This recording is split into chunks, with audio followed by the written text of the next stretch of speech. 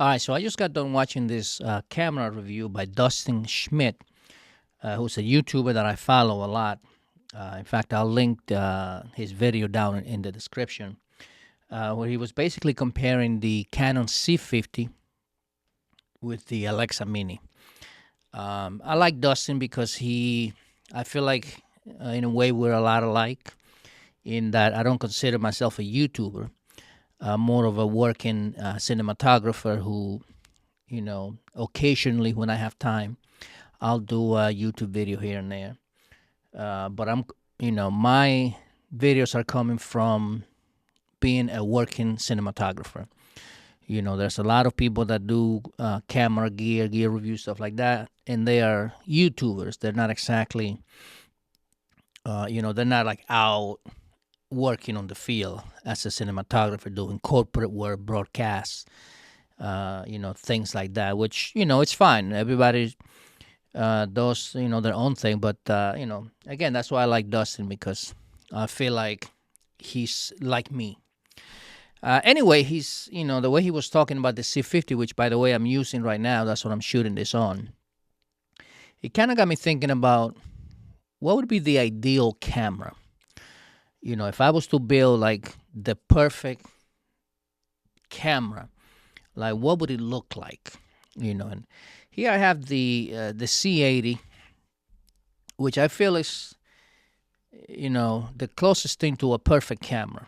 I feel like the C80 checks just about all the boxes that I'm going to mention this camera has. And number one, I'm going to start with the image quality. If I was, if I was building the perfect camera, and again, taking into account technology that we have today, again, if I was to build the perfect camera, these are the things that I would want. And, stay till the end because I would like to hear your thoughts. Again, if you were building a camera, or, what are the things that are important to you, when it comes to camera. I'm also thinking in terms of what makes the most money, as a camera. For me anyway, having, the C80 and the C50, these are two cameras that can make you a lot of money because of the features that they have. If you were to, if somebody wants to book you for a day as a cinematographer, having these two cameras will allow you to be able to charge, a professional rate, because you're shooting on professional cameras that have professional features that can be used for a number of projects, be it broadcast, commercial work, obviously for social media, which is the reason about the C50, because the C50 has become a very, very good camera for me in terms of social media, because we're doing a lot of content for social media, a lot of reels, a lot of shorts. And the C50 with the dual recording really simplifies the process, and it makes it, just a fantastic camera. And the picture quality, I'm going to do a whole review. That's my next video on the C50. Anyway, here are the things if I was to build the perfect camera. Number one, picture quality. Picture quality, I want to have, I would say at least 6K. I want to be able to shoot in 6K. I want to be able to shoot RAW, but I also want something that I can, like FXABC or ProRes, something I can take straight from camera right to the editing system. For me, and I would say most people, you're shooting and you're going straight to edit. Most times, I say 95% of the times that I'm shooting, I'm doing FXABC on this. If I'm doing, I have some Blackmagic cameras, I'll do ProRes. But for the most part, I'm shooting compressed. I'm not doing RAW. And again, this is for me. This is the kind of work that I do. So I don't like sometimes like the Blackmagic Pisces, the Pixis, which you can only shoot in RAW. Actually, when I switched to the C80, I was considering, going full time with the Blackmagic cameras. But the fact that they decided to do just raw on the Pisces, that really was a turn off for me, and I stayed away from that. So again, I want to be able to shoot 6K. I also don't want to be able to shoot 6K raw, but then only 4K in compress, which is the case with this camera. Like I can't shoot FXAVC 6K on this camera, which is I don't understand the limitation. If I can shoot 6K raw, I should be able to also shoot 6K compress. So whatever the sensor, whatever capacity the sensor has, I want to be able to shoot compress, and I want to be able to shoot raw. Same thing. I don't want 4K in one, 6K in another. Just give me that 6K. I think at this point I don't need more than 6K. 6K up to 60. I need at least 60. I don't need 120, but at least give me 6K 60. Give me 4K 120 in terms of what the sensor can do. I also would like to have open gate. Now with the C50, I've started to use open gate, and it's actually very nice, especially when you're shooting, for social. Where you might be doing a project that is gonna go, on somebody's website, or it's gonna go to, on television or whatever. But they also want to have it. They also want to have those shorts, for social media. The open gate is a very good feature to have. It's not like a deal breaker. Again, I have the C80. It doesn't do open gate. So it's not I wouldn't say like it's a must, but again, I'm building my absolute perfect camera that has all the things that I want. So open gate, throw that in there. In terms of the form factor, I think I want something that is not small like a DSLR, not as small as the C50 or the R5C or the FX3, but certainly not a huge camera. I don't want, like my C500 Mark II, maybe not that big, a little smaller. Again, this, the C80 might be just about the perfect size. If you look at this camera, you can rig it up. I've had this camera fully rigged, with mod box and cage and all that, and cinema glass and monitor and all. So I would say about the size of this might be like the perfect size, because I feel like a lot of times I'll put this on a gimbal and it's just fine. It's not too heavy, or again, I can rig it up fully, which a lot of times when you show up on set, especially on when you're doing broadcast, a lot of corporate work, when you're working with big brands, obviously they don't want you to show up with a little tiny camera, even if the camera, let's say the C50, which has excellent picture quality, but still it's the optics. They see this little camera, so that doesn't give them a good sensation, when they're spending a lot of money, and you show up with a tiny little camera. Again, even if it has even better quality than some of these big cameras. So I want something that I can put on a gimbal, but I can also fully rig it up, and it still looks, just as good. Moving on to the ports, things that I need to have. I need to have full HDMI. I need to have SDI, at least one SDI. And I need to have a 3.5 audio jack, And also I need to have time code. Those four things. XLR is nice to have. I find that I never use microphones straight to camera. and XLR microphone types of microphone. Most of the times I'm putting a little wireless mic, like the Rode, like the wireless GoPro or the DJI, mic, one of those. Most of the times audio is gonna come from either a sound person, who's recording audio, and if I'm doing both audio and I'm doing video, then I'll just I'll do dual recording. I'll put the boom mic on an external recorder. So for me, having full XLR on the camera is not necessary. I don't necessarily need that. What I do need, and moving on to the recording media, it has to have CF Express Type B. That's kind of the ideal recording format for me. Number one is fast. You're not limited, like this camera, for instance. It's limited where you can't shoot. It doesn't have open gate. The C400 has open gate.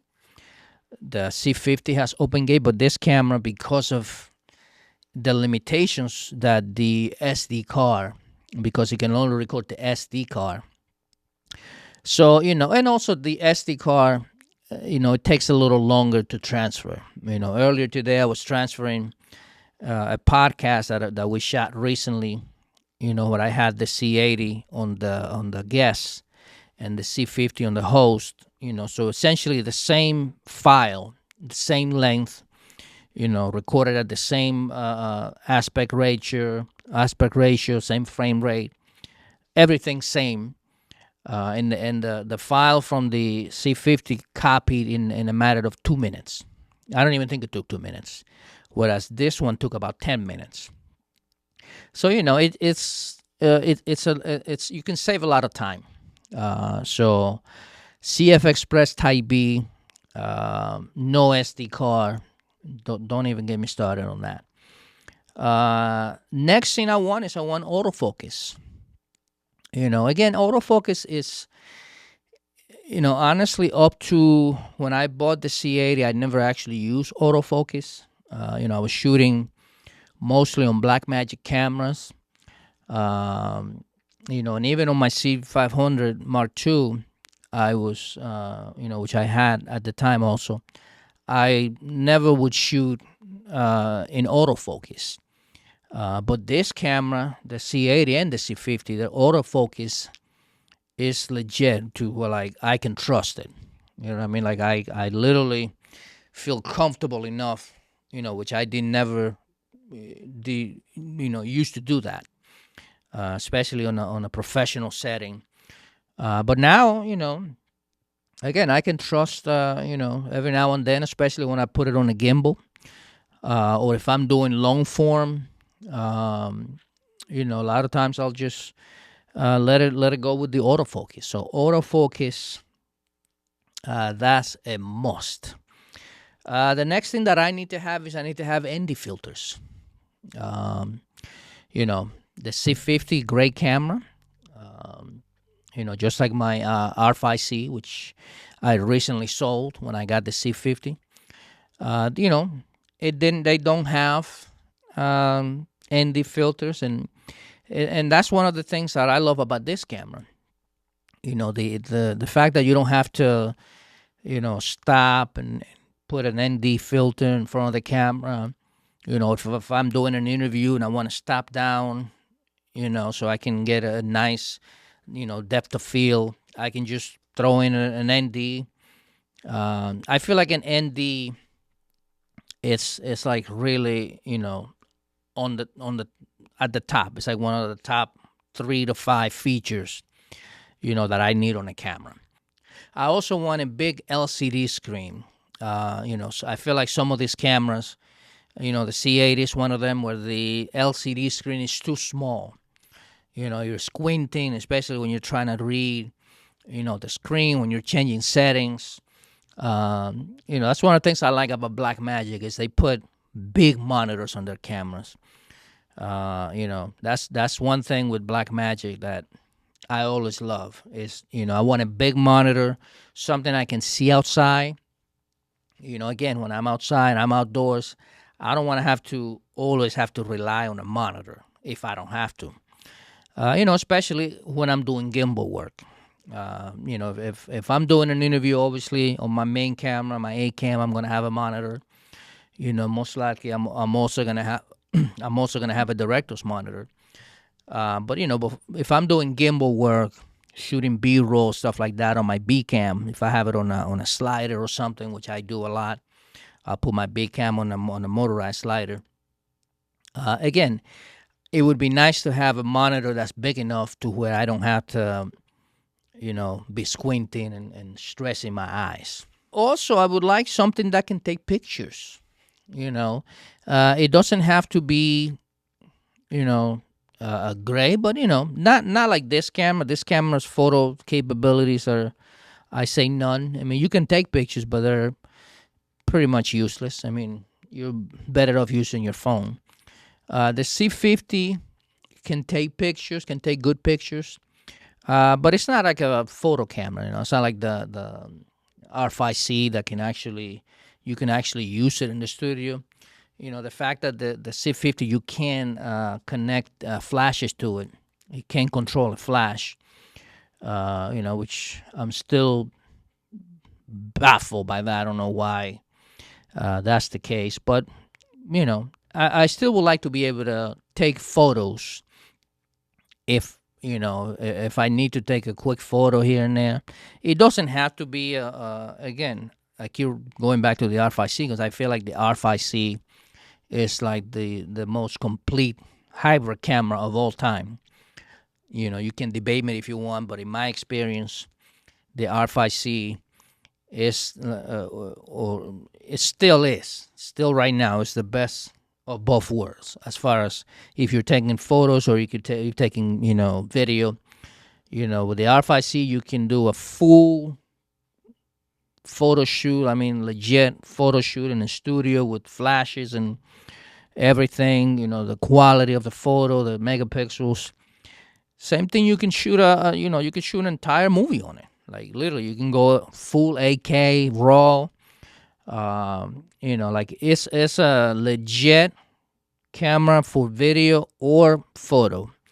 And I can say the same for this camera, the C50, or even the R6. The Mark III.